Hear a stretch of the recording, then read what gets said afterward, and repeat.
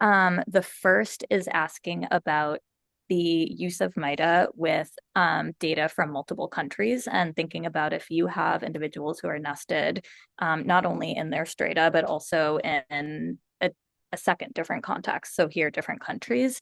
And then the second one is about adapting and moving from a purely descriptive model with MAIHDA, where you're just mapping out heterogeneity and inequities, to a model that explicitly is going to include and account for structural drivers. And I linking those two because in my head, methodologically, I'm thinking the model might look similar, although that is two separate questions, of course, like accounting for an additional level of heterogeneity, whether it's countries or maybe it's schools or states, and then maybe thinking of some of the features of those contexts, whether it's a policy or something like that that is driving inequities. That's great. Actually, maybe strangely, I feel like the answer to this kind of both of those end up being quite similar. Mm-hmm. So often I get asked, can I do this with MAIHDA? Can I do that with MAIHDA? And what I try to communicate to people is it's a really flexible tool, so it probably can do a lot of things. Slow down and think about what does it mean if you do it that way. So this question of if I have data from multiple countries, well, at first glance, or a quick first thought, the same social identity on paper might look, feel, taste, be experienced wildly differently in different contexts. And that's not just true with international, that's true, regionally, in any place. Like within the United States, for instance, the same identity can have vastly different implications for how you're experiencing and living your context. If you're in the US North, South, East, West, wherever you are, are you in a rural environment, a suburban environment? One of my early projects was actually trying to say maybe we as quantitative scholars can stop disembodying people so much. We can try and bring context back into the conversation. So much qualitative intersectional scholarship has had a leg up on quantitative for ages because an important part of that work is describing the environment, describing where people are living, what are the institutions that they're interacting with on a daily basis. And so people have embodied experiences in a place. And with a quantitative data set, you scoop in, you take a bunch of individual level measures and you kind of lose track of where are these people? What are they experiencing? So within the MAIHDA framework, you can actually integrate that in a lot of different kinds of ways. You could perhaps use it as part of your definition of strata. You could, if you have multiple countries, maybe be thinking about country as a third level above intersectional strata. So the same on paper intersectional description of a identity or a positionality could be in different countries, experienced very differently. So there's some real creative ways you can think about modeling it, but your model should reflect how you're understanding the meaning of those things. But what I would also add in, thinking about, structural drivers, adding stuff in, adding in context. Sometimes people get excited, and I understand this because I like shiny math things too sometimes, but can I cross-classify by state? Can I do this, that, or the other thing? And when you start doing that, it's important to understand what it is that you are accomplishing, and does that actually align with how you're understanding this? So if people say, can I cross-classify by state or by country or location, these intersectional identities, I want to take out the effective context. I'm like, what do you mean you're taking out the effective context?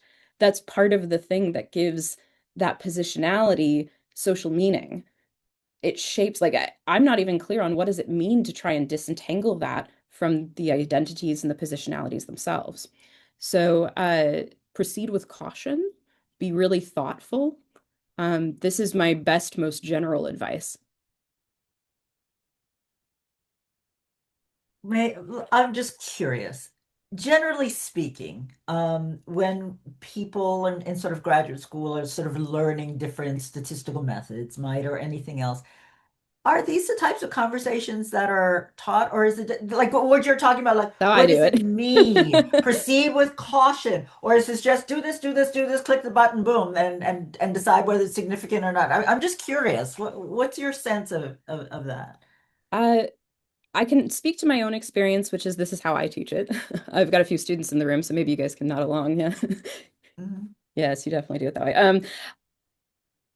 what I try to communicate is always that not necessarily slow research. You can still move quickly in the sense of being productive, but uh, taking time to think through and reflect critically on your own assumptions and how you're building these models. Why are we building it this way?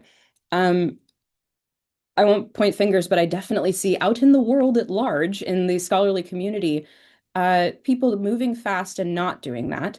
I think it's largely, I extend compassion to them, a response to pressure.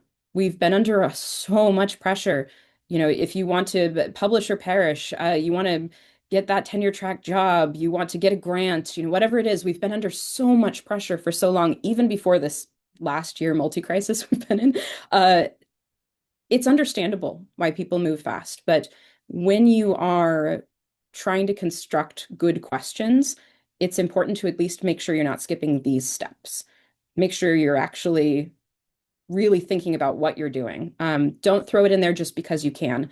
I mentioned at the top of the hour, well, I've been resisting institutional pressure to be hyper productive. Someone in my position might really want to take this shiny new tool they've been developing and apply it to every outcome out there that they can imagine as fast as can be and publish 1,000 papers. And I've actually been trying really hard not to do that. I have been asked to be a collaborator on some other people's projects, in which case I show up and try to do my best on their questions driving them.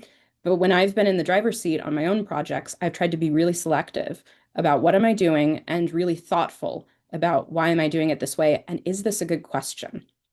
Uh, right now, I'm keenly aware of several things in this moment. The first is that I feel like data is going to become more precious. By which I mean, for those of us in the United States right now, we have gotten used to, for many years, a glut of really good data. There has been enormous investment in collecting good quantitative data for us to use. And now we have seen destruction, intentional destruction of that regular data collection enterprise. So good data is going to become harder to get and harder to validate. We're going to have to be really thoughtful about what data do we go get because we have few resources to get it. We're going to have to be really careful about what questions we ask, partially because I think that's good scholarship, but partially because there are fewer of us employed in the field right now, and many of us are facing precarity in our employment if we are still employed.